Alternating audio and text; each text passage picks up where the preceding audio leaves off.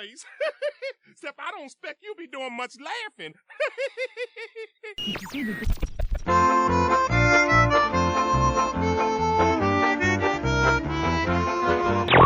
You just remain seated, and we'll be right with you. WDW Radio, your information station. Hello, my friends, and welcome to the WDW Radio Show, your Walt Disney World information station. I am your host, Lou Mangello, and this is show number 362 for the week of May 11th, 2014. I am here to help you have the best possible Disney vacation experience and bring you a little bit of Disney magic wherever you are with this podcast, my videos, blog, live broadcasts, special events, my trivia books, Saving Money at Walt Disney World book, audio tours, and more. You can find everything over at WDWRadio.com. So this week, we're going to take a very in-depth look at Disney's Fort Wilderness Resort and Campground. From its early history to ways to stay, where to eat, things to do while you're there, and tips from a Fort Wilderness expert. So if you've never visited or thought that roughing it isn't for you, you might just be surprised at what the resort offers and how to get the most fun and value out of your stay. And if you've never even visited before, we're going to share some of the many reasons why you need to go and explore the fort. I'll then have the answer to our last Walt Disney World trivia question of the week and pose a new challenge for your chance to win a Disney Prize package. Then stay tuned for some updates and announcements. So sit back, relax, and enjoy this week's episode of the WDW Radio Show.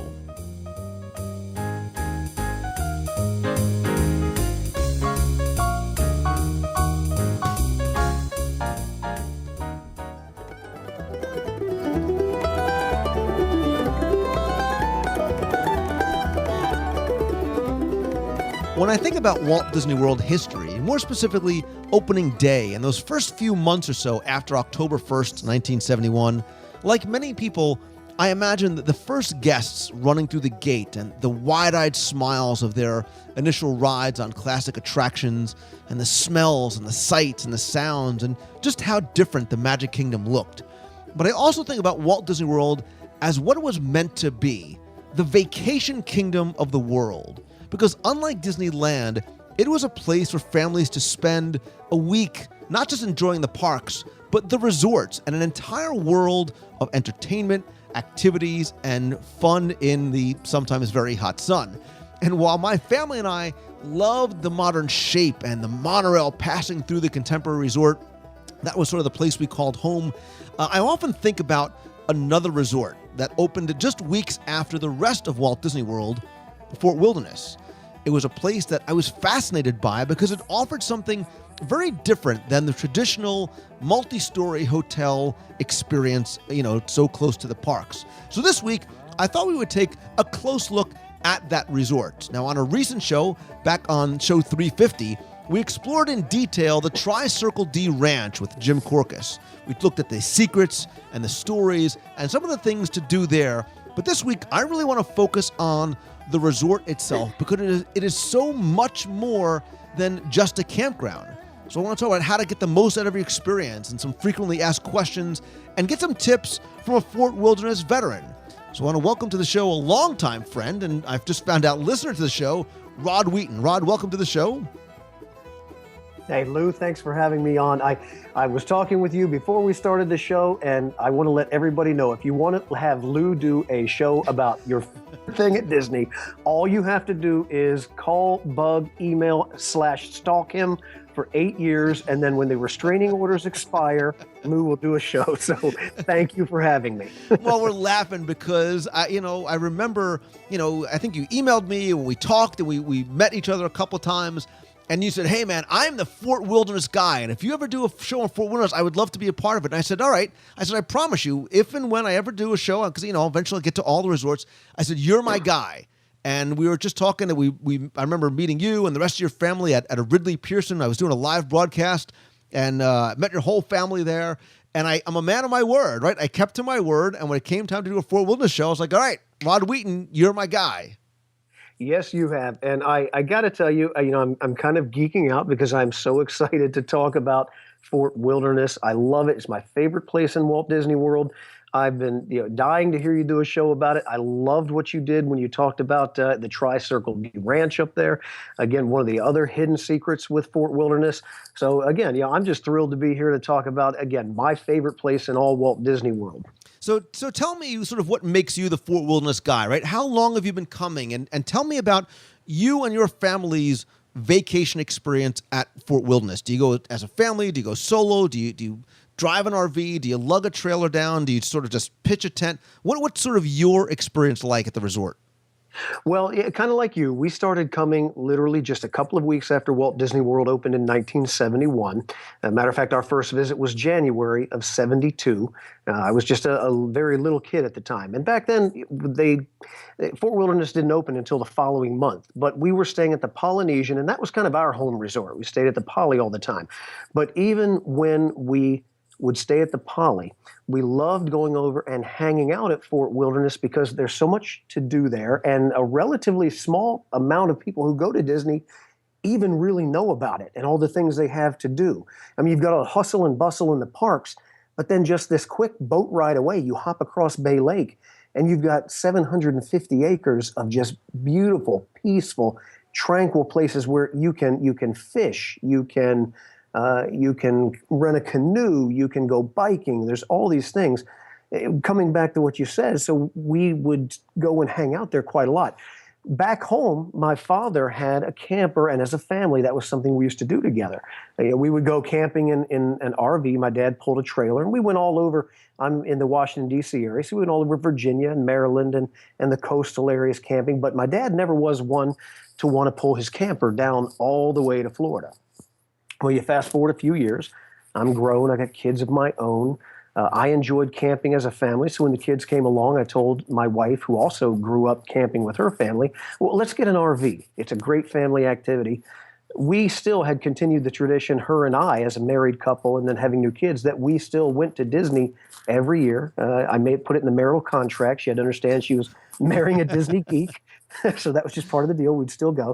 So one time I told her about a year after we bought the RV, hey, let's take the RV down. We'd never done it. And I thought it would be great. I said, we always hang out there anyway. I'd love to try actually camping there. We do a lot of things as a family. We're a big family. We're a close family. So that started with me saying, hey, what do you think, Anita, my wife? Let's take the camper and the kids down. It'll be great. Then my dad was on board. He said, yep, I'll pull my trailer. My best friend, Dominic, he says, I'll grab my motorhome. I'm on board. So from Philadelphia, he drives down and joins us.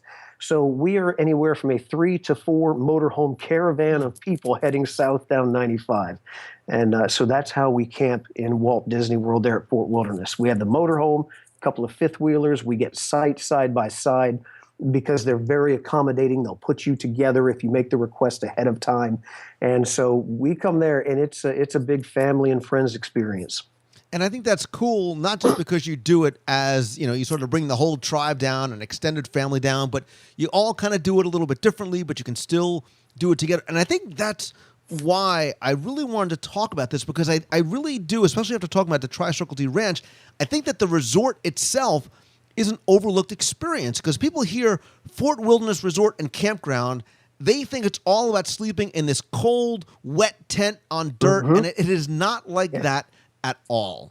Not at all. Not at all. In fact, you'll see some rigs in there. There are people who literally come down there, and I'm sure, Lou, you've seen this before too, but there are people who come there and will stay for 2 to 3 months at a time, some longer. Retirees or people who are able to work from an RV, and they will come there and stay, and year after year, they even have their selected sites that they will request from year to year. And again, the staff works with you wherever they can. And you'll see if you ever go to Fort Wilderness and walk around through the loops, and you'll see the elaborateness of decoration that some have put out there. You can tell they're not there for a weekend. Yeah. And some of those motorhomes that you'll see, they're upwards of $500,000 to $1 million. So you're talking about some fairly luxury accommodations. You're right. It's not sleeping on the cold, damp ground in a tent, rubbing sticks together to make a fire, or getting eaten up with mosquitoes.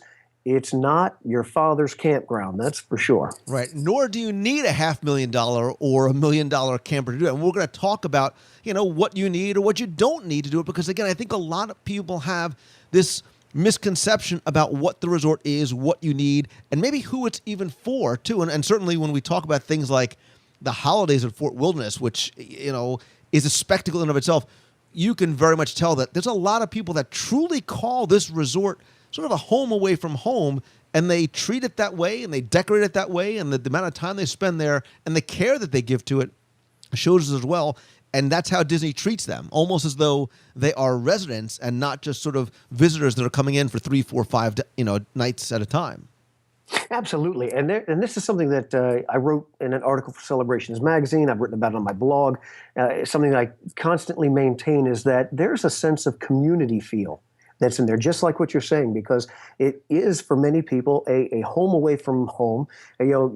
I jokingly reference about these high dollar motorhomes that are there, but like you said, you'll see everything from a tent or pop up or fifth wheel or whatever. But for many people who this is their hobby and their thing they do with their families back home, it is like a second home for them. I know my children we go out camping in the mountains here in Virginia and around. So they're very used to their motorhome, and they've got their things with them. And when they go down to Walt Disney World, we stay there. It is like bringing a second or your home away from home with you. And because of that, people there, because of the nature of camping, you're sitting outside a lot, you're grilling a lot, cooking outside sometimes. And people just naturally kind of get this very community kind of feel. You'll meet your neighbors because they're sitting outside. And we've struck up, wonderful conversations and friendships with people, even if you only through the week or 2 weeks or however long you're there, you kind of get to know the people around you. And they've got their home decorations around on the site, particularly at different times of the year. And that is something that if you don't go down to Fort Wilderness and see, you'll kind of miss out on, because as wonderful as the resorts are, and I do love them, I do occasionally stay at the resort still, staying there in the fort with this open atmosphere of community, it is an experience. I'll have no hesitation to say it's an experience like no other at any other resort in Walt Disney World. And I can tell that even as a visitor to the resort, you can see there is a certain different type of a feel and a vibe. And the first and foremost, you very much feel as though you are very much extracted from the Walt Disney World experience. And I mean that in a good way. You are so distanced from the hustle and bustle of the theme parks and the monorails and the characters. It is very much a different type of laid back, relaxed type. It's not like people are rushing everywhere. Everything's at a bit of a slower pace. And I think this is what, when I talk about the motto of Walt Disney World when it opened was, it is the vacation kingdom of the world. It is meant to be a place for people to get away for a week at a time and enjoy not just the parks, but the resorts itself. And when we get to talking about the recreation and the amenities here, I think people are going to be very, very surprised, Ron, at just how much you can do and why so many people don't feel the need to sort of leave and go to the parks, because there's a sort of this park-like atmosphere there.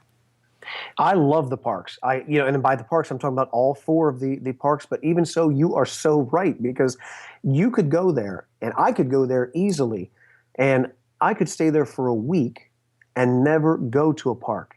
And that might be, an odd-sounding thing to people who, when they think of going to Walt Disney World, they automatically think of the Magic Kingdom, or they think of Tower of Terror, my favorite ride, at Walt Disney World, or they think about Epcot and all these different things. And I love them too. It's one of the reasons we go there.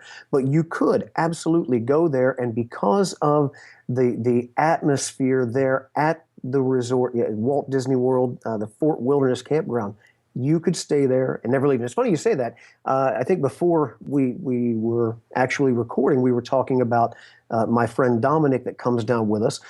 He actually one year came down a week ahead of me. And so when I got there to join him and I set up our RV and got all done, I said, "So what have you done? What have you guys done while you're here?" He said, "Nothing. We have not even left this campground." He said, "We have just been riding bikes. We've been going out to the campfire program at night. And we have just enjoyed being on the beach," and all these things that we'll get to, that we'll talk about. And literally, he had never even left the grounds in 6 days. Yeah, and look, part of the reason why I told you I wanted to do this was for selfish reasons, because I want to take my family, and I'm lowering my voice, because I want to surprise my family with a staycation. I literally live door to door, like 7 minutes, if that, from Fort Wilderness. But I want to go and spend 3 or 4 days there just at the campsite, enjoying that part of it, right? I'll watch the electrical water pageant, but I don't want to go to the parks. I want to enjoy everything that this resort has to offer. And we'll get into that. And I think, we need to sort of clarify, too, at the beginning, they hear campsites. Yes, there's almost 800 campsites there, but there's also more than 400 cabins, right? Cabins with air conditioning and full amenities. So if you do not want to have the campsite camping RV experience, you can go and bring the extended family down and rent a cabin. But what you're really going for is not, it's the experience of being there, but it's the environment. We talk about these immersive experiences. That's what Fort Wilderness gives you. You are surrounded by, like you said, 700 plus acres of vegetation and pine trees and sort of old Florida cypress trees and true, like not audio animatronic wildlife, but real wildlife. I mean, you're going to see, rabbits and geese and peacocks and armadillos and everything else sort of that are native to Florida. And that, especially for kids, is a blast. I mean, that's like going to, a zoo. And speaking of animals, the one thing to note, too, we just talked about this on a recent email show. It's also the only pet-friendly resort in Walt Disney World. So if you are somebody that travels with pets or wants to travel for an extended time, not leave them home, this is another option that you really need to consider.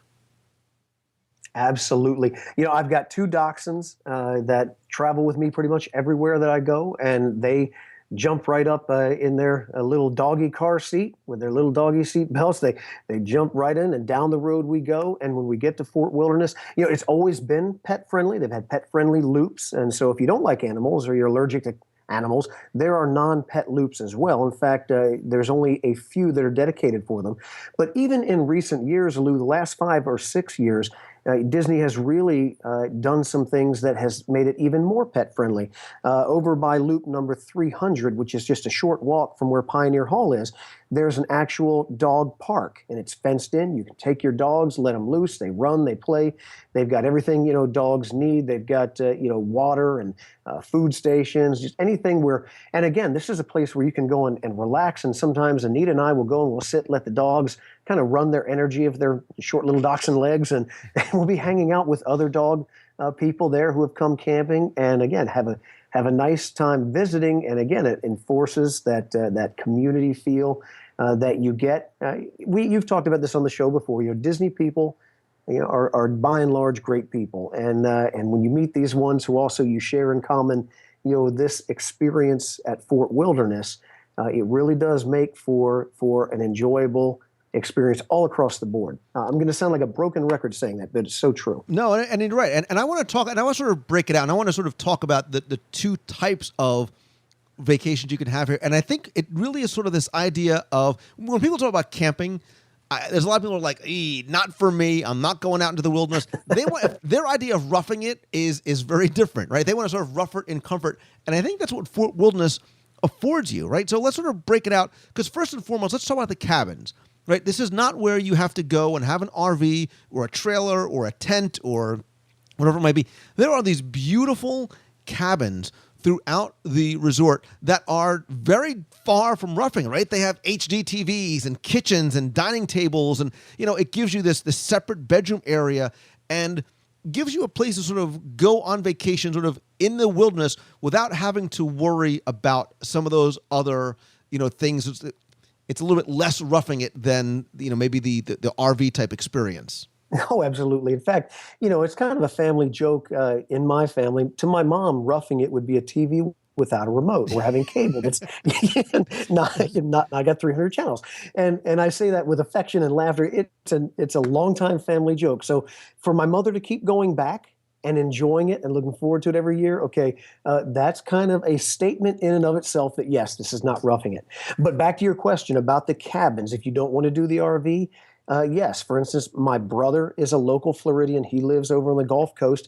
He likes Fort Wilderness too.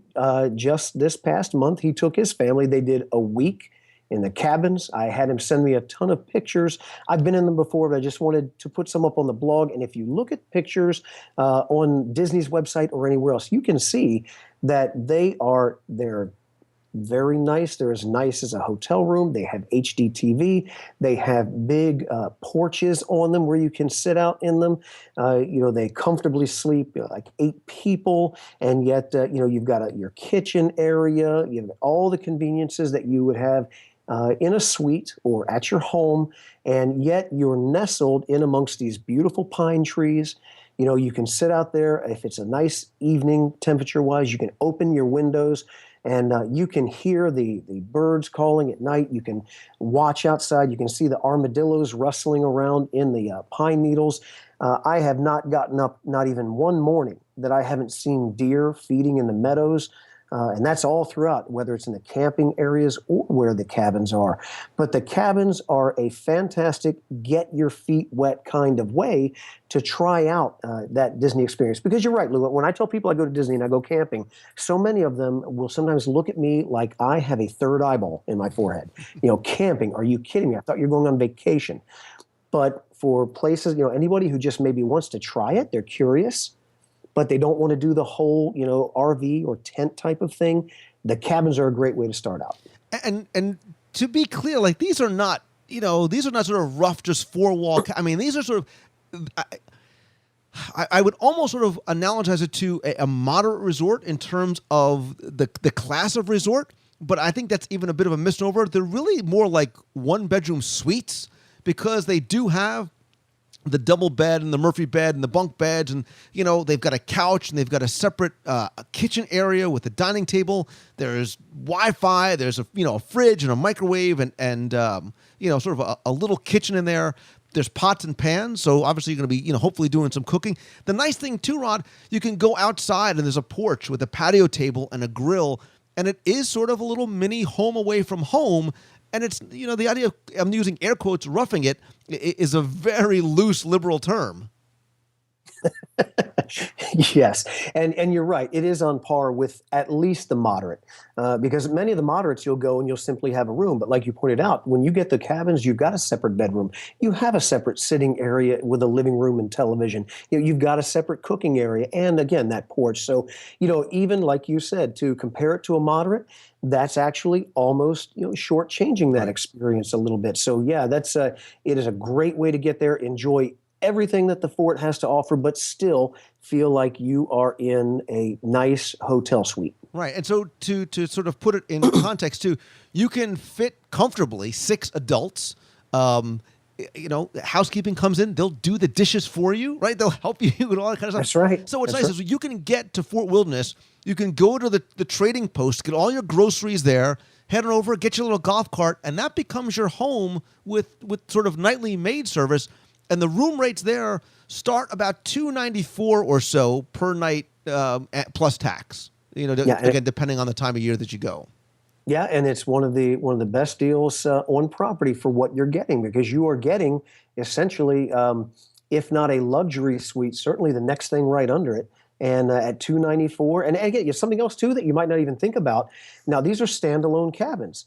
So you don't have, a lot of neighbors around you. Right. And by neighbors, I mean people on each side of the wall. You have your own cabin, and so it's not like you're in a hallway with kids that'll run up and down.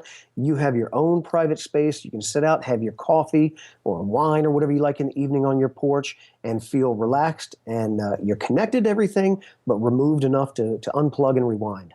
And I think that's even true. We'll sort of talk about the campsites themselves. There's 790-ish or so campsites among the 20 loops.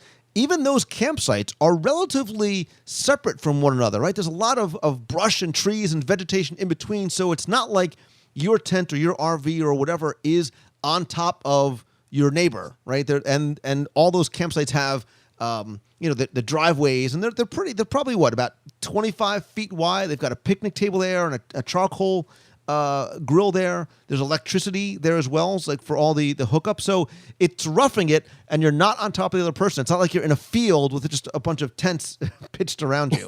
Well, no, and now you're getting into kind of the way that I experience the Fort, because I don't do the cabins, but when I bring my RV, I've got a fifth wheeler, and then my friend he brings his motorhome. And you're right. Now there's a couple of different categories of camp sites, and you've got the standard, you've the moderate, you've got the deluxe, and they have varying sizes, but all of them are well sized, and some of them are as much as 40 feet wide. Just this last trip, we were there for the Wine and Dine to run the half marathon.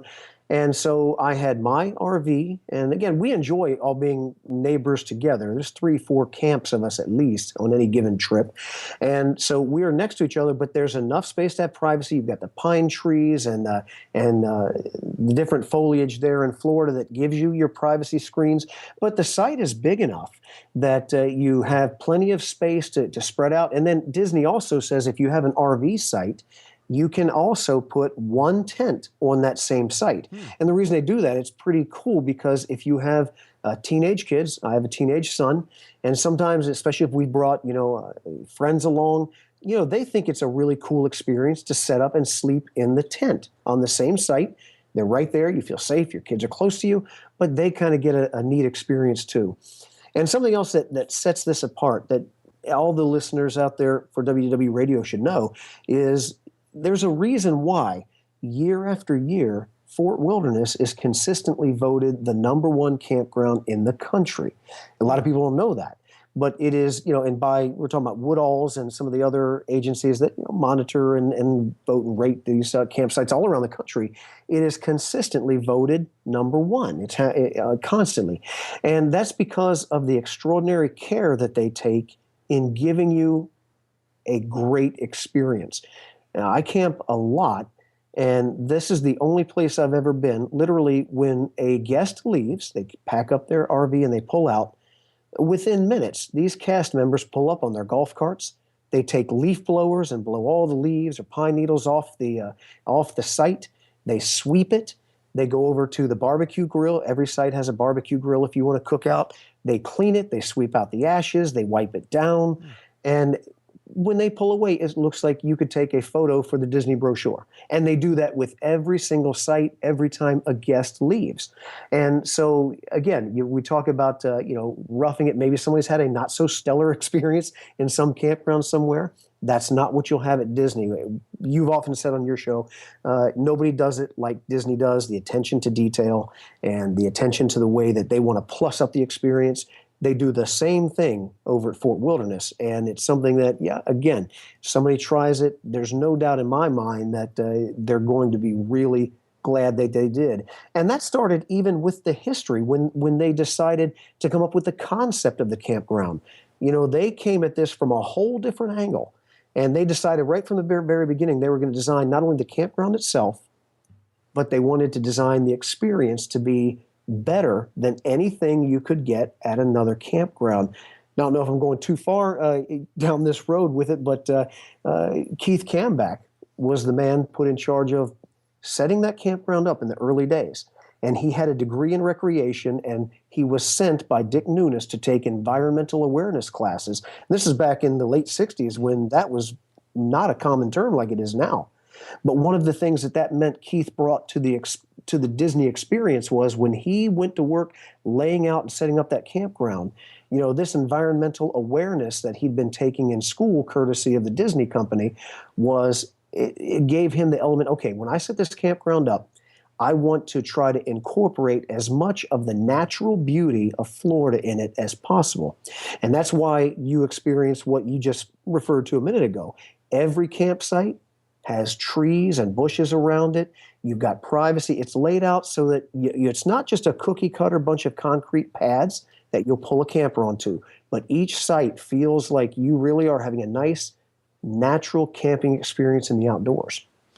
But the neat thing about it is how they are able to weave in modern conveniences and amenities, right? Water, power, sewer, cable, high-speed internet access. And those are not just for, the premium sites that you're paying an exceptional amount for.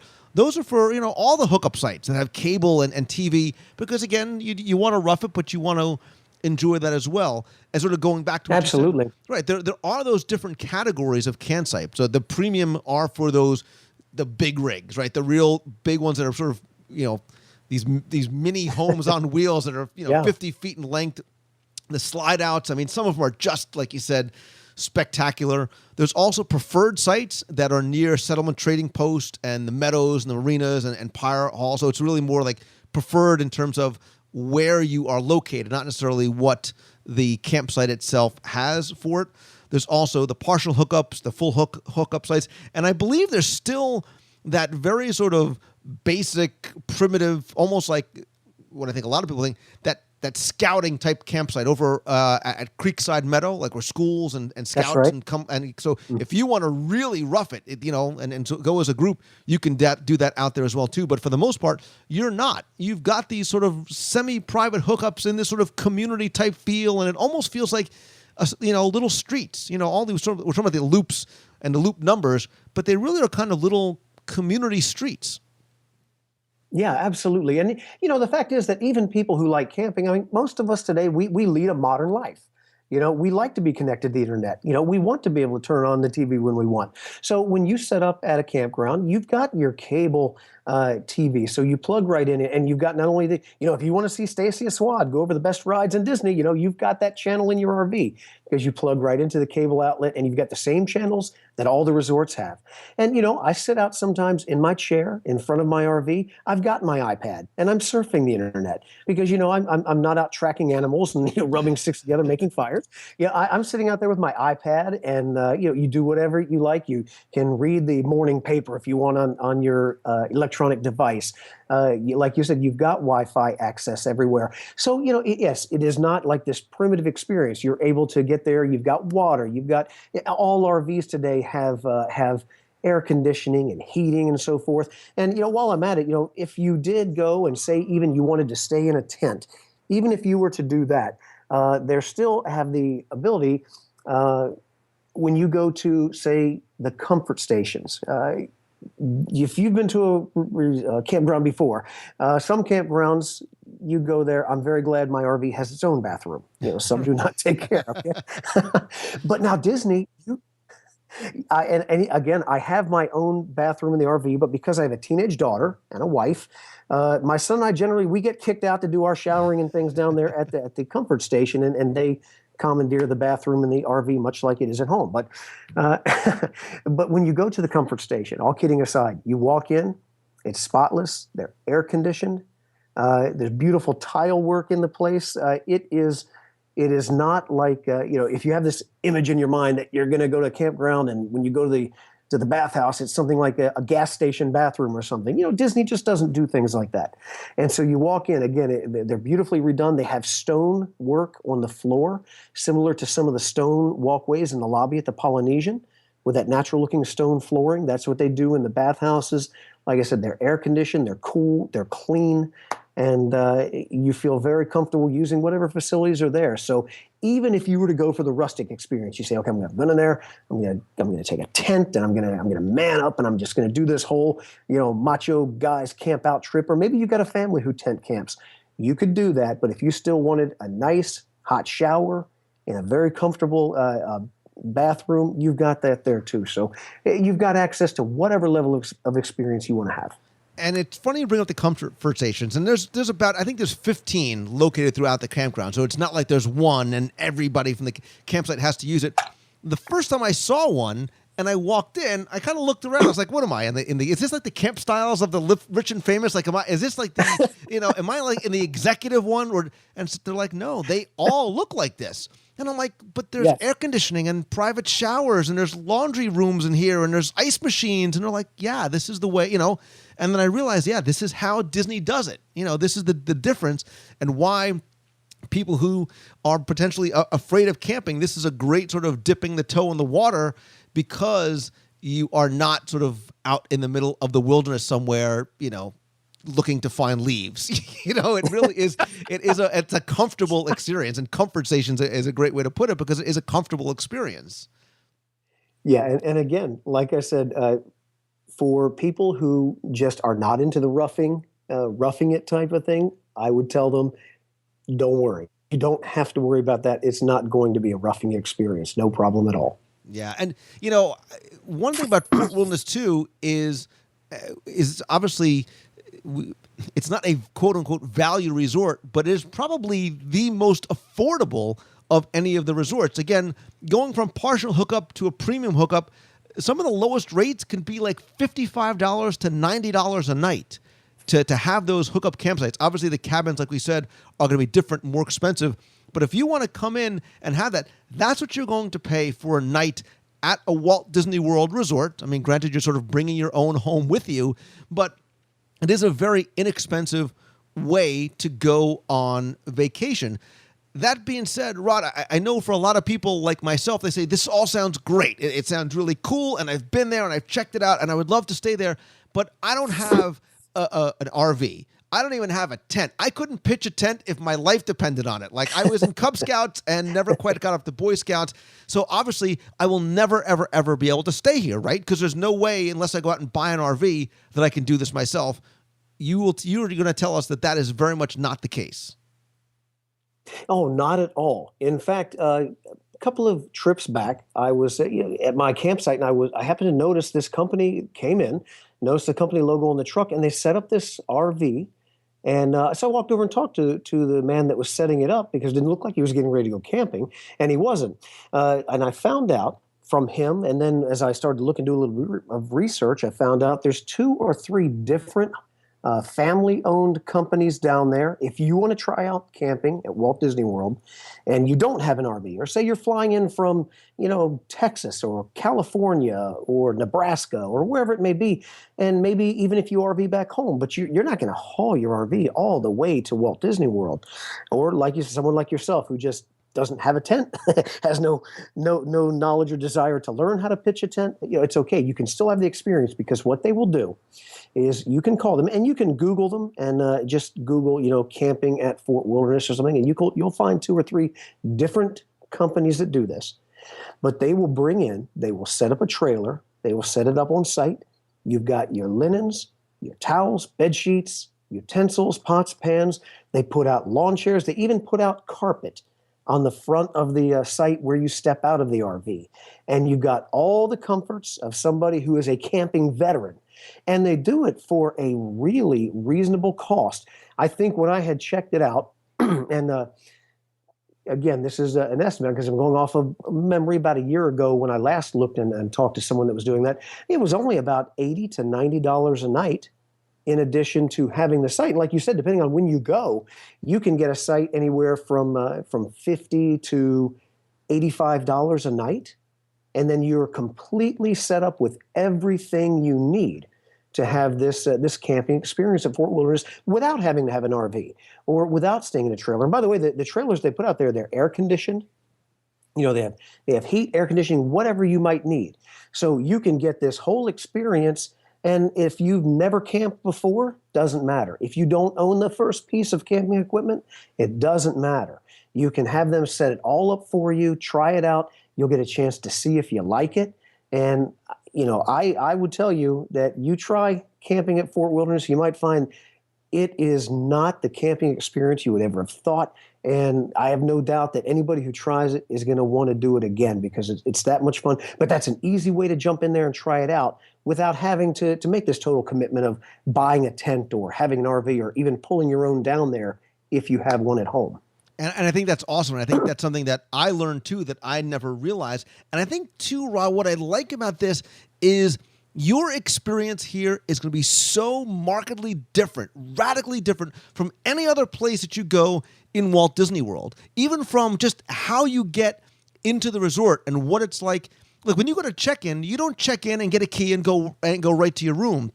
You check in at the reception outpost, right? And the first thing they give you after you check in is what? You get a map. You get the Fort Wilderness Gazette that has all the information about the resort and phone numbers and the activities, because there's so much to do. And then you either get directions to drive to your cabin or your campsite. And if not, you can leave your car there and they'll take you over there in one of the electric golf carts. Like, so all of a sudden, like the the vacation experience is different. And I know from taking my kids there just for the evening, like we rent a golf cart sometimes and just sort of tool around and go to eat and stuff. Like that is like, it's like riding on the monorail for them. It's like a ride in and of itself. It's so true. It is so true. And, when like you said, when you go to that check-in, my kids love to jump up and run inside because it's a big log cabin there at the outpost. You go inside, they've got Disney cartoons playing on the televisions like they do at the other resorts there. You've got, and that's something else that I would like to point out too. You're staying in a campground. They still have a concierge service there. So if you want to use concierge services, whether it be to get dining reservations somewhere or to book tickets or get anything that you need, you have a concierge who services that resort as well. But, Lou, you talk about like the kids wanting to jump in a golf cart and go riding around. I have met people. I remember a couple of years ago, I was in the Rose and Crown pub having a drink. I met this nice couple who was there, and they said that they had just the day before, they'd gone and just rented a golf cart and just rode around because that experience there is just a relaxing bit of Disney so few people know about. There's nothing like walking along those nice shaded pine tree paths and hearing the whistle from the train across Bay Lake at Magic Kingdom, feeling that breeze coming in off Bay Lake when you walk at that white sand beach that's right out at the edge of the settlement depot. Or at night, sometimes you and I were talking about before, you can bring your bikes when you come there. Or if you don't bring your bikes, you can rent bikes there very inexpensively. And at night, my children, they're 16 and 13 now, and my friend and his kids, we will go out biking in the evenings, and that cool breeze is coming in, and there's nothing more relaxing. We go up to the settlement depot, and we'll park the bikes, and we'll sit on the rocking chairs there at Crockett's Tavern there on the porch, and just sit there and enjoy the evening, maybe get a drink, hang out, talk, we laugh, and then walk down and walk right over to the bay and watch the electric light parade come across that water in the evening. There's just experiences that you can have there that are totally unique. Yeah, and it gets me to start thinking about the things that you don't need when you're there, and maybe some of the things you do need when you're there. So you can go and park your car and never have to get in it again. Obviously, there's a great internal transportation system, right? There's 3 different internal buses, the purple, orange, and yellow, that run between things. You could rent a golf cart, which, again, is a total blast. One of our favorite things to do is go to Fort Wilderness, rent a golf cart, go over to the Tri-Circle D Ranch, go have dinner at Hoop-de-Doo or whatever it may be, go see some of the decorations during the holidays, or go watch the electrical water pageant. But if that's what you want to do, or if you want to bring your own, or like you said, ride bikes, I didn't even think about that. Like, we would love to just ride bikes through there as well. And look, it's, we talk about certain resorts in terms of location. You can't beat the location here, right? You are literally just a boat ride away, which is often more fun than taking the bus, a boat ride away from the Magic Kingdom. Or if you want to go check out, the Contemporary or Wilderness Lodge or the Polynesian, you could easily get over there as well. Right from there, you never need to get in your car. You never need to get in your car if you don't want to. No, you're right in the center of everything, because this was one of the original 3. It was one of the center. Back when you and I first started going when we were little kids, when you went to Disney World, there was the Magic Kingdom, the Contemporary, and the Polynesian. And the only thing beyond that was, you had the golf resort, and then you had Fort Wilderness. So they're all nestled right there at the center of things. And when you want to go to the Magic Kingdom, you walk down to the dock, you step on a boat, you go right across the water. It's actually almost part of the fun. We've talked about, the fun being in getting there. The fun starts when you step on the boat going across and crossing over to the Magic Kingdom. And, my kids are at an age now, being 16 and 13. It's kind of funny. I'm a very overprotective father. I've heard you joke about the same thing yourself. And I always was, wanting to keep that watchful eye on my kids. And yet now they're old enough that, for instance, to kind of give you an idea of just how accessible everything is. This past trip in November was the first time they said, okay, can we go on our own a little bit if Jake and I stay together? We've got our cell phones, all that. And yeah, again, my daughter is 16. At 16, I'd let myself do a lot more things than I do my daughter, right? So yeah, this is the unfair principle we fathers invoke with our children. But But yes, I said, yeah, of course you can. So once we hit Fort Wilderness, man, they were gone. I mean, they're like, okay, Dad, we're going to run and catch the boat. So, they ran down to the boat dock and they jumped on the boat and they took the boat right across the water to the Contemporary. They go there and they hit the game room. They play that. They jump on a monorail and they take the monorail to another resort. Then they'll change over the Transportation and Ticket Center and take the monorail right over to Epcot. I mean, it's all right there. Obviously, neither one of my children, my 16-year-old doesn't have her driver's license yet. She's got her learners and no driver's license. She didn't need a car, but you could go anywhere that you want because you are really in the center of it all.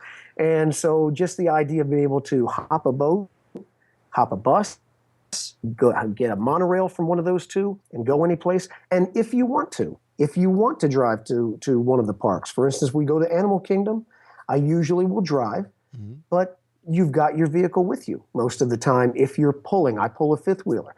My friend, he has his motorhome, so he doesn't have a car. He'll take internal transportation, and it's convenient. It's well done, and you could, like you say, just park your car and never even need it again. Absolutely. And so when I was thinking about things that you need to bring or don't need, there are some probably things you should think about bringing, right? Because especially if you're a first-time camper, simple things like I think of like bringing a lantern. Listen, it's Florida. There's cypress trees. You need insect repellent, right? If you want to grill out, you want to bring, charcoal and matches. Some of those simple, basic necessities. A lot of stuff you can get from, the settlement posts and things like that. But there's some other things that people might not think about, Ron, that they should bring, sort of just the very basics that maybe they could or could not necessarily get from, the settlement outpost or settlement trading post. Okay, well, yeah, there's some things that, because I camp and bring my own, so it makes it a little easier. But we do like to sit out and eat a lot. Now, I like you, I love food. If you could see this, it wasn't just a podcast. You can tell I love food. But yeah, I do love to eat. So we do a lot of the restaurants there too. But one of the things that we do enjoy doing is also cooking there at the campground and eating out. My buddy, he's an Italian cook. Oh my goodness, he can cook so well, and we just love it. I take full advantage of my buddy. Yeah, you can cook tonight, no problem. But at any rate, one of the things that we'll bring an outdoor setup so that, again, it's Florida. You can get, even in the wintertime, you can get some really strong sunshine and warm days. So, I brought a setup where we have a little outdoor tent. It's not a full tent with walls, but it's got the tent top like you see sometimes at craft fairs. Bug repellent, surprisingly, I have not had too much need of it because Disney does such a good job with their pest control. So mosquitoes, it's Florida. Central Florida is swamp. So you do have some mosquitoes and things, but if that's a real concern to anybody, I've been going there for years. You might need a little cutter every once in a while, a little insect repellent to spray, but not too bad. A couple of things that are good to bring if you're going to go camping there and if you're going to stop off at the grocery store, get your stuff to make s'mores. You can buy everything that you need at Walt Disney World, but it's kind of nice to have it at your disposal. Many may have known and gone there and known about the campfire program that's over there where you can go. They play a movie every night. Before they do the movie, they have a sing-along, they play some cartoons, and they've got these big cauldrons where they have the fire set up. And you can go over there, you can bring your own hot dogs, bring your own marshmallows, you can make s'mores, you can, you cook your hot dogs on a fire with your little spit. So if you have, you bring these little, you can use something as simple as a stick, or you can go to the camping area at Walmart and you can get the little spits that you can put your marshmallows or your hot dogs on and cook. A few little creature comforts, that you can bring along. Again, you've got full Wi-Fi, so yeah, maybe you're going camping, but go ahead and pack your iPad. Pack a good book. You've got all your stuff there to go swimming, doing whatever you want. For us, biking was a big part of it, so we always brought our bikes. When my kids were small, we packed a bike trailer. And so at night, I would hook their trailer up to the back of my bike. Both my kids would crawl in the little bike trailer, and we would bike around till they fell asleep in the evening. So there's some things like that that you can think to bring about. If you are somebody who likes to cook when you're on vacation, then you can bring your food with you to cook, because it is very relaxing sitting out there and eating in all this natural surroundings. And Just simple things like that. You'd be surprised how just a little advanced preparation, bringing with you what you need, how it can really add to your experience to make it not something that feels hectic or unplanned, but that you feel you can just enjoy and not have to worry about a whole lot of things. Yeah, and I was thinking as we were talking about whether it's conversations or the marina or the food, and we're going to get to the food, obviously. I can imagine some people's they're thinking, all right, well, what's probably the best loop, right? What's the best street? What's the best loop to be on? And correct me if I'm wrong. I would think that it really would depend on you and what you want, right? Do you want to be close to the beach and the marina? Do you want to be close to the center of it all by the campfire and by the main pool and the tennis courts? Do you want to sort of be in a quieter location, a little more secluded? Do you want to be, depending? So is a tip maybe before you go to take a look at the Fort Wilderness map, trying to get an idea of the kind of vacation experience you want while you're away, and that may help determine what loop you might want to ask for? Absolutely. There's somebody that has done a lot of work. There's a couple of groups that, Disney, it's kind of funny, I'll make mention of this now. You're going to find, and this is something else I've commented on over on my blog and magazine articles for celebrations, you have a real community that has sprung up that are Fort Wilderness, nuts, fans. How else would you say? I'm one of them, proud member. But there are even websites, fortfiends.net comes to mind, and they've done a lot of work. They have uploaded the sites to Google Earth. You can go and look at each site. There's a couple of apps out there you can download for your Android device or for your iPhone that literally you can go loop by loop. You can look at the campsites. You can pick the ones that you want, or you can just do a thing as what you said. Just grab a map and look. For instance, if you've got pets, I've got dachshunds, you'll want a pet loop, obviously. If you like to walk, and if you want a little more private experience, you can go down around the 17, 1800, 1900 loop. They're a little bit more sprung away. There are some people who absolutely swear by they want to stay in that 100 loop, the 200 loop. They're right up next to where the Hoop-de-Doo show is held. And that's all great. My personal favorite, I've got probably two loops that are my favorite. One is the 300 loop. And that is because you can it backs up to one of the canals that you go through when you're canoeing, if you rent a canoe there. But also you can walk right up a little trail. You go to the beach. You can look across and see the Magic Kingdom. You can watch the fireworks every night standing from the back of the 300 loop. You can see not just the fireworks, but the electric light parade on the water at night. And then also my other favorite would definitely have to be the 600 loop. And here's why. It's kind of in the middle of the campground. You have, again, water that goes right up behind you, and you'll have canoers going up and down behind your camp through the day. But also, you're right over next to the bridge. They'll take you to the Meadows Trading Post. And if anyone's familiar with Fort Wilderness, they have that big pond right there with the fountain in the middle of it. So you've got this beautiful setting. You've got the grassy meadows around you. You can walk right across there and go to the campfire program or watch a movie. But it all comes down to what you like. Do you like to be right up by where all the action is, or you want a little quieter? I like being right in the middle of the campground. It's easy access to everything.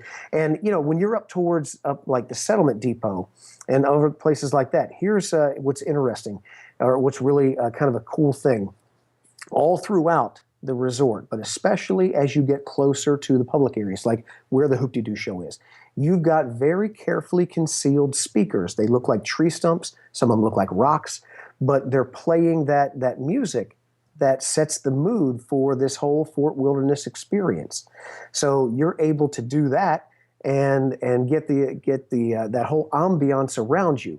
Now, it's kind of a unique experience when you hear a banjo and fiddle version of "It's a Small World," but but you again, it kind of sets that mood. You feel like sometimes you're walking through the set of Davy Crockett. But I'm fully aware of the fact that I sound like a Fort Wilderness evangelist. But I would have to say there is no bad site, no bad loop. There have been times I've gone there and requested specific ones. There's other times I've gone there and just intentionally not asked for anything, just to try something new. And I can tell you the truth, I've never been disappointed even one time. So there's really no bad place, but you can make picks based on your preference.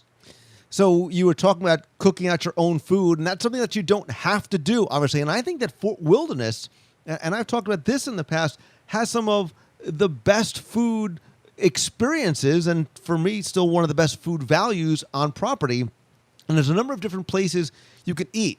Trails End Restaurant, and I'm going to have to do a live review from there one of these days soon. Located in Pioneer Hall. I'm going to try to be there when you do that. It is an all-you-can-eat buffet. I think it is the best value on property. I really like the food there. It's sort of down-home comfort food. I love Crockett's Tavern. It's sort of the lounge there, but you can also have a nice little bar menu that has like quesadillas and pizza and things like that. You can sit outside and eat it right on the porch there. There's the Backyard Barbecue, which is an all-you-can-eat buffet. It's got a live band, dance instructors, Disney characters. That, people talk about the Spirit of Aloha dinner show, or they talk about Hoop-de-Doo. A lot of people forget about Mickey's Backyard Barbecue, and I am definitely going to cover that separately. Hoop-de-Doo, as you know, is that the all-you-can-eat dinner show. It is a must-do, I think, at least once for everybody in Walt Disney World. And there's also like the Chuck Wagon and the snack bar by the Meadows Pool. So there's a lot of places to grab food there as well. But what I think is really one of the other, and I know too, I'm starting to sound like a Fort Wilderness evangelist, and I think that's a testament to what this resort has to offer, is I think it really is about the resort vacation, right? It's about the amenities. It's about the activities. There is, I think, I would almost guarantee there is more to do here and more unique things to do here than you can do at any other Walt Disney World resort. I'm going to, in no particular order, I'm going to just sort of quickly blow through some of the things because we talked about them on the Tri-Circle D Ranch show. There's tennis courts. There's archery, right? So if you can actually take archery lessons and get instructions, and they'll rent equipment. There's specialty cruises around Bay Lake and Seven Seas Lagoon. We've talked about the ranch and the farm and the pony rides. There's playgrounds, wagon rides at Pioneer Hall, private carriage rides. If you want something a little bit more, romantic, you can rent bikes. There's volleyball, horseshoes, shuffleboard, basketball, arcades if your kids want to get a little tech fix, or dad does too. Pools. Yeah, you got it all right there. Right, beaches, water, like you could rent the pontoons and the little water mice and go water skiing and parasailing and walk the trails and go. If you want to run, you could run the trails too, and the water. I mean, I probably just ran through 20 things quickly that you can do at this resort. Yeah, and still didn't get them all. And that's when you start looking at that, you start realizing why you and I say what we do. That this is kind of one of Disney's best kept secrets, and you understand why I said my friend Dom, when I arrived at Disney World 7 days after he did, and I say, "Hey, what have you done?" He said, "We haven't left here. We've been doing everything here." Like you said, you want to go water skiing, you can go water skiing. You want to go fishing, you can go fishing. You've got all kinds of not only the beachfront fishing, but all in the canals. It's catch and release, but it's still a great time. They just recently, some of the Disney community might have read on the Disney official blog, they partnered with this new Take Me Fishing campaign, where you can go fishing there now. They get more programs with that than they've had in the past. So many cool things. And like you said, whether it be biking or getting the water mice and getting out of the water, I mean, there is just everything to do. The pool that's there, this was for a while. For some years, it was a bit of a complaint that, here it kind of had a plain pool.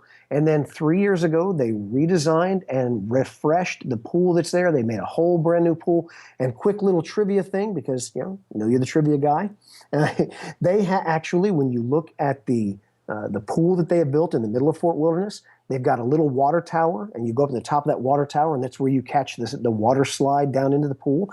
And that water tower came from the original River Country, which, by the way, of course, was the very first Disney water park, and that was located right there at Fort Wilderness. So there's always been just a tremendous amount of things to do in Fort Wilderness. There's no way you will ever get bored. You could stay there 2 weeks. You won't be able to do everything. And there's, something else I did years ago. I'm probably going back at least 5 years, which I know they still do. And I need to do a video about this because it was that cool and so different because you can't do it anywhere else. They have a special Segway tour. I believe they still have the Back Trail Adventures tour. Absolutely. Is it not there anymore? Oh, no, I said absolutely. You're right. Oh, yeah. I was like, I was going to be so disappointed. You want to sort of see Fort Wilderness and the lake and lagoon in a way you've never seen it before on this very cool Segway X2. It was awesome. I mean, you feel like you were sort of going out and exploring, and that's the other thing that this resort allows you to do. Go explore, right? Go ask somebody about the lawnmower tree, right? Go ask somebody about the cabin, right? Go explore. Go ask them about, and I promise I will do a Wayback Machine segment about the Fort Wilderness Railroad. Like, we could do a whole separate show just about that. See if you can find some of the old railroad ties and railroad tracks that are there. Ask somebody about some of the things that used to be. You can just go and explore this resort. And I think, too, Rod, something else is, I say this all the time, Walt Disney World is a very different experience, and you can maximize it, not just knowing how to go, but when to go. You come to Fort Wilderness during Easter, 4th of July, Christmas, and Halloween. Man, you want to have a fun night? You go rent a golf cart and just drive around. There are many Osborne spectacles of dancing lights at some of these things, and Halloween is just amazing. There's a carriage ride. Like, I love going there just as a day guest, as an evening guest, just exploring the resort during the holidays. Once it gets dark, excuse me, once it gets dark and you see, just some people really, really go to great lengths to decorate their sites. Even when there's not a holiday, sometimes people have, rope lights through the trees, and they have displays, and there are some who have taken and created Mickey-shaped street lights that they put out. And so they've got all kinds of things. It is really cool at night when it gets dark and the lights come on. And, you mentioned a minute ago about how, there's running there. Anita and I, we come down, we always time our visits with different running Disney events. And so there's some of the best running in in Walt Disney World at Fort Wilderness that you can do. There's a trail that runs all the way from Fort Wilderness to the Wilderness Lodge. And it runs through this beautiful forested area. And so you can actually run, it's a mile just in the loop of the campground itself, but then you can run all through that campground main loop of a mile, then turn left down this trail and run through the forest all the way down to the Wilderness Lodge. And then to completely negate your run, you can pop right in there and get a pastry. So I like how you think. You've burned your calories in advance. You've earned it, right? So, Yeah. But yeah, there's things that you can do like that. And again, the Segway tour, I haven't done that, but I'll tell you something my kids just did, because they just both got to where they were both together old enough to do it, and they loved it, and they thought it was one of the coolest things they've done on their Disney trip in recent memory. Was they took a horseback ride through the guided trails that go off through this forested area. And something a lot of people don't know, Disney, very close to their property, they maintain wilderness areas because they're very, very conservation conscious. And they take great care to see to it that these natural areas stay unspoiled and they stay beautiful. And they take great care to do that. And when you think about what they have on property, I mean, imagine that just the sheer numbers of people that come through there, and then you have these huge parks and all the activity that goes through there. And yet within just a very short distance, you can have areas that look just like you said earlier, like old Florida. You can see the egrets, you can see owls and armadillos and all these wilderness, and you just don't even think you're at Walt Disney World. And so when you become someone who goes there a lot, you realize this is a whole dimension of the Disney experience that I never even knew about. And that's why it can be really addictive. And with very few exceptions, that's why, I only semi-jokingly say you don't see communities springing up around most of the other resorts. Right. I mean, you've got Dave, who does the Tiki Man pages for the Polynesian, because that's a resort that a lot of people love.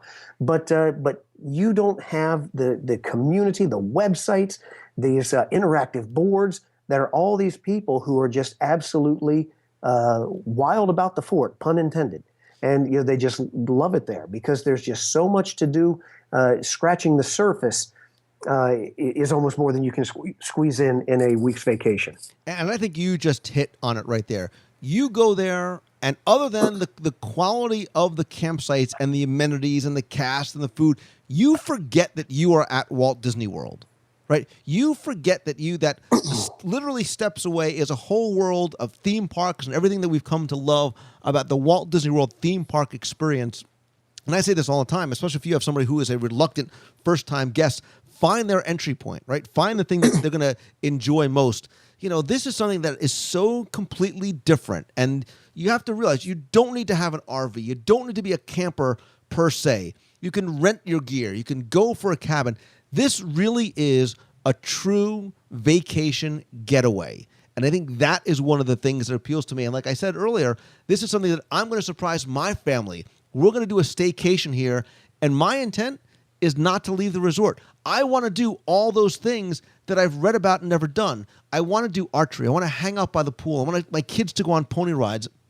I went horseback riding years ago. I want to do that again as a family, right? I want to be part of this community and understand it. I want to see and experience all the different things, what it's like to just sort of live there, and I'm using air quotes again, for 3, 4, 5, 7 days as well, because I think that is really what the beauty and what is so overlooked about this place is what a getaway it really is, and how it changes throughout the seasons, and all the things that you can do here, or just do nothing at all. Just go for sort of that camping type experience. This is one of those places, Rod, that I say, if you think you've done it all in Walt Disney World, unless you've stayed here and done this type of experience, you have not seen and done it all. So I want you to sort of leave us with, and again, we could probably keep talking about this, for hours, but give me your best tip, right? If somebody's thinking about going for the first time, has never been before, give me your best tip about being a first-timer at Fort Wilderness. All right. First of all, I want to say I feel I have done my job. I brought Lou Mangello to the Fort Wilderness fold. I'm coming, baby. I'm in. I'm all in. Okay, first time tip. You really said it very aptly a moment ago. First of all, it depends on the entry point, who you're bringing. If that person that you're with, if they're kind of ambivalent, they don't know if they want to try it, or if they are, excited, they're like, yeah, I want to try this too. In either case, there's still some things you can do to make sure that the trip is going to be everything that you dream it to be, not only for yourself, but for the people that you're bringing with you, even if, they're not too sure about what they're going to do. Yeah, first of all, when you go there, plan in advance. Leave a couple of days that you actually dedicate to just being there. And let's say you have small kids. There are pony rides up by the settlement depot. And so you can go there, you can put them on pony rides. Take them up to the Tri-Circle D Ranch. And if you catch it on the right day, you'll see the farriers that are there shoeing the horses. I mean, these are blacksmiths that are making shoeing the horses, the very horses that you're going to see, in the parks. Whether they're parts of the parades or pulling some of the trolley cars, all these different things that you're going to see. So, you can really enjoy that. Plan to go to the dinner show that's there if you can put it into your schedule. Very few people realize the Hoop-de-Doo musical review has been running 3 shows a day, 7 days a week since 1977. So it is one of the longest running dinner shows, not at Walt Disney World, but in the country, period. And it is something that, you want to get your family having some fun, you go there. There is a very interactive show. People, the players on the stage, they come out in the audience and they're interacting with you. They give you washboards and you're beating them with spoons and singing along. If you take somebody there and they don't have a good time, there's something wrong. I give up. I throw in the towel, because that is one of the funnest experiences that you can have there. If you've got a husband and he, you've done shows on, bringing that significant other over into the Disney fold. You tell them, hey, maybe you think Disney is for kids, but I'm going to take you somewhere you can go fishing. You want to go canoeing? We'll go canoeing. You want to ride a horse? We'll ride a horse. You know what? You want to go paragliding? Well, let's go paragliding. I mean, it's all right there, steps from where you're going to stay. Plan on doing something that has been so popular, they're putting it in the other resorts now, and that is do the campfire program. Go there at night. They have the movies, it's outdoors, it's under the stars, you're eating s'mores. That used to be just at Fort Wilderness, but it's gotten so popular. Now they're doing it on the beach at the Poly, doing it on the beach at the Grand Floridian. Most of the resorts are trying to create their own version of that, but that started at the Fort. So you know what? Best tips encapsulated. You probably figured out. I love to talk. I got a big mouth. I got like 50 tips to give, but but really it comes down to, accept right from the get-go that there's enough to do there. It's going to entertain anybody in your party of any age group. So just, just relax and know for a fact, take my word for it, take Lou's for it, you're going to have a good time. So incorporate part of your vacation to do the things that are there, get to know your neighbors, walk around, visit, and rent a bike, rent a canoe, do those things, and you will have the experience that you will take away that you never had anyplace else at any other resort. Given a money back guarantee, not really, but but how's that? Did I make that as broad as possible? So Absolutely. And just taking that a step further, Fort Wilderness, again, is off the radar because of where it is, right? You can't get a monorail there. You don't sort of necessarily drive by it and say, oh, we need to go and check that out. We need to find out what this is. My tip for you, if you've never even been to the resort, and whether you're considering staying there or camping there or renting a cabin there, doing something different on your next Walt Disney World vacation, go there. Go there for the afternoon. Go there at night. Go have a meal at one of the restaurants. Again, I can't speak highly enough about going to eat over at Crockett's Tavern, or having a drink late at night, or going to take a golf cart and go around. Go to the backyard barbecue. Just sort of check out what the resort is about. It's one thing for us to talk about it, but you need to sort of see it for yourself. Take the bus, go around, see what it's like, and say, you know what, maybe this is something we can try on our next trip. I guarantee, like Rod, that if you go for an evening with the family and do some food, watch one of the shows, go during Christmas or Halloween, check out the lights, get a sense of what the community is like, do the campfire, right? It's free. It's free to everybody. It's open to all resort guests. It starts about 7 o'clock at night, 8 o'clock maybe in the summertime. Go do it, and maybe sort of dip your toe into the very warm, very comfortable Fort Wilderness water. And hopefully you, like me, will be ready to take that next step. And I will tell you that I'm going to do it. I'm going to do video. I might do live broadcast. I want to share my experience with you guys because I have a feeling that I'm going to be, I'm going to enjoy it, and I'm going to be a very quick Fort Wilderness convert. Rod Wheaton, I want to thank you so very much. It took us years to get here, my friend, but I'm happy that we did. You truly are the Fort Wilderness maven, and you are a great evangelist for some place that I can tell you very much call home, and has been a part of some great Disney vacations for you and your family over the years. So I really, really appreciate you coming on. Well, thanks, Lou. I'm just glad the restraining orders expired so I could go ahead and come on the show and we could talk about this together. Now, all kidding aside, I love the place. You and I, when we've seen each other in person, I've talked to you about it before. I love it. You can tell it. I'll talk and talk and talk. I love the resorts too. But, I grew up staying, like I said, over at the Poly. That was like our home resort. So it should say a lot that, I have happily moved over. I now consider Fort Wilderness my home resort, and so do my kids. And that should tell you a lot. If I can squeeze in one more tip, you mentioned the over at Crockett's Tavern, the Trail's End place to eat. If you wanted to try to give somebody, dip their toe in the water, so to speak, take them over there for a meal. A lot of people don't know it, but that Trail's End, they have that buffet for dinner in the evening. It shares the kitchen with the Pioneer Hall Hoop-de-Doo Review. So the show, or the food that you're getting at that buffet is the same great food you're getting in there with the dinner show. So, it's a great way to take somebody down there, get their feet wet, and say, hey, what do you think, honey? Let's try staying here sometime. Even better, if you're a Walt Disney World history buff, and you head on over to Trail's End and Crockett's Tavern, there's some really neat Davy Crockett memorabilia and history, remnants of the old Mike Fink keelboats, right? Gully Wumper and Bertha May. So I always kind of geek out a little bit when I head over there as well. Again, lots of different layers to peel back, and obviously never get tired of things to do. Rod Wheaton, thank you so very much. I really appreciate it. And hopefully I will see you very soon over at the fort. All right. Sounds good, Lou. I can't wait. Rob, before I forget, you are so passionate about the fort. Tell people where they can find you online and on your blog. Okay, well, they can find me at WDWMousinger.com. They'll find my blog there. They'll find my podcast there. They can also subscribe to my podcast in Stitcher, in iTunes, and they can stream it live there from my website too, which again is WDWMousinger.com. They can also follow me on @RodWheaton on Twitter. You can send me an email. I answer them all personally at rod@WDWMousinger.com. And they can also come over to, I've got my Facebook page at facebook.com/ wdwmousenger.com. They can find the same thing on Google+. I love meeting and interacting with everybody. So, I invite them, come over, contact me, we'll talk, hang out. And I love meeting members of the Disney community. It's been the funnest part of getting involved with blogging and podcasting. So, come one, come all. I always say, if you're a Disney geek, you're among friends here on my site. So love to meet everybody. Awesome. Very good. And I will put I'll put the link over to your website and blog and podcast up in the show notes as well. Great. Thanks, Lou. Thank you.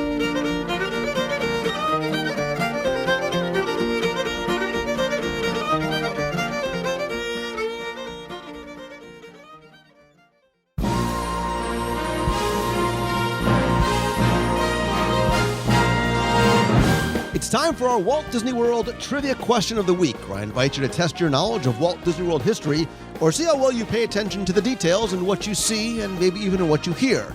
You can then enter for a chance to win a Disney prize package. But before we get to this week's question, let's go back, review last week's, and announce our winner. So last week was all about the history of the Disney MGM Studios. We talked about the animation tour where Robin Williams was dressed as a tourist and comes across Walter Cronkite while in the parks.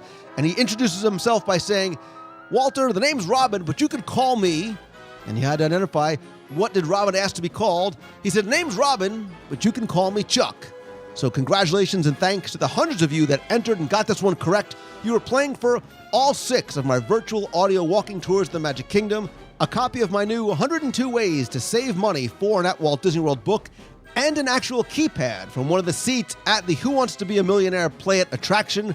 So I took all the correct entries, randomly selected one, and our winner from last week's trivia contest is Stephanie Simmons. So Stephanie, send me your address. I'll get your prize package out to you right away.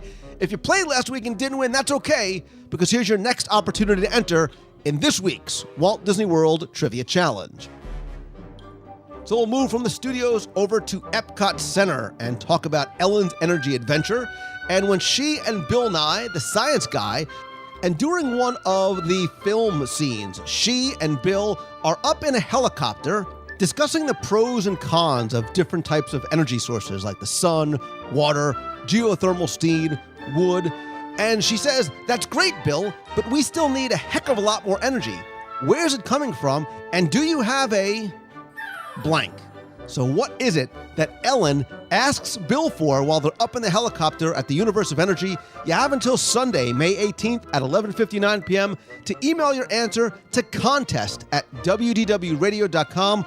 Again, you're playing for all of my audio tours, a copy of my new 102 Ways to Save Money for and at Walt Disney World book, and in fact, I'll give you a copy of my Walt Disney World Trivia book, Volume 2. I'll sign them both and send them out to you. So good luck and have fun.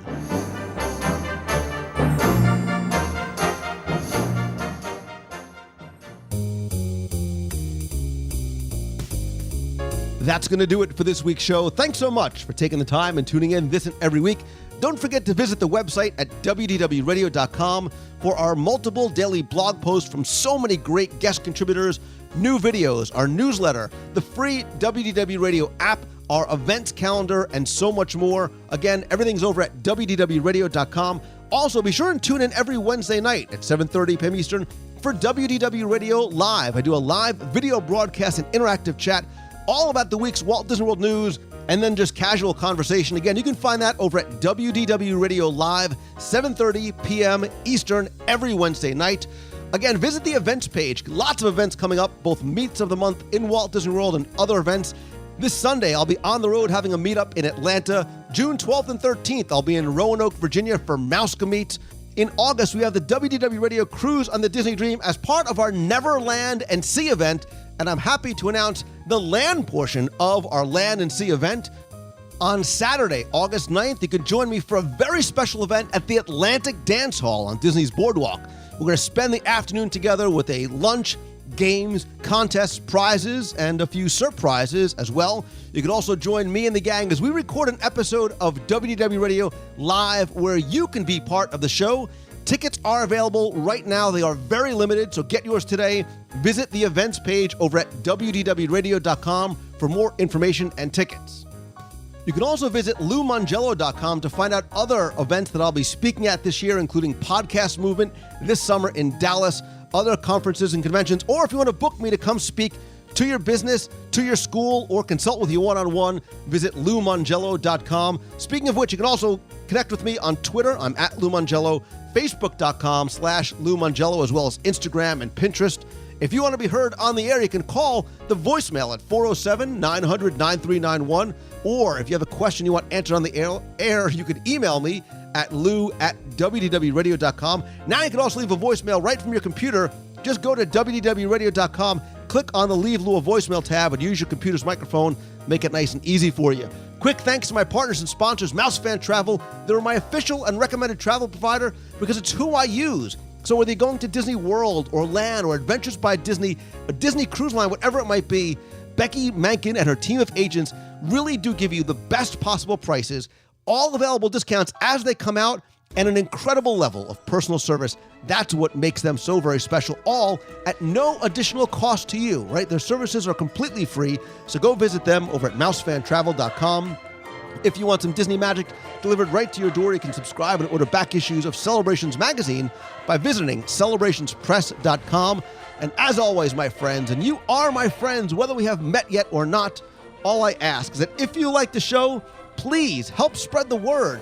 Tweet out that you're listening. Come by and comment and share links over on Facebook. And please come by, rate and review the show over on iTunes. It is very helpful, very much appreciated. Also, if you've purchased 102 Ways to Save Money for and at Walt Disney World and you like the book, please come by Amazon.com and rate and review the book there. That, too, is very, very helpful to the book and to me, and I'm very, very grateful if you could take just 2 or 3 minutes and go rate and review the book and the show. Finally, and most importantly, I want to say my sincerest thanks once again. You guys take time out of your week to tune in, to listen, to interact with me and engage me on Twitter and Facebook and via email and come out to the meets, and I am so grateful to all of you for allowing me to do what I love and share it with you every day and in so many ways. And I want you to do the same thing. I want you to get up every day and do what you love. So start taking action, right? Because you can't cross the ocean just by staring at the water. Be positive, have faith, and always keep moving forward. Thanks again. Have a great week, everybody. So until next time, see ya. Hi, Lou. This is Mark from Swedesboro, New Jersey. I just got done listening to your show about Hollywood studios, and it brought back some great memories. And one of my biggest memories of there is the same thing you talked a lot about, the superstar television. What made me chuckle a little bit was the fact that you said you had not been selected to be in the show. Because my family, we traveled down there. It was about 12 of us in total. We would only go down about once every 3 years. And out of the 12 of us, 6 of us actually got picked to be in one show. I was a newscaster. My 2 nephews were Gilligan and the Skipper. And 2 of my nieces were in the cheer scene. And then my sister got picked to be in the I Love Lucy scene. As a matter of fact, she's such a huge fan of I Love Lucy that she actually got picked a second time during our trip to be in that part. So some great memories. Keep up the great work. Hope to one day meet up with you during one of your monthly meets. Thanks, Lou. Keep up the good work. Bye-bye.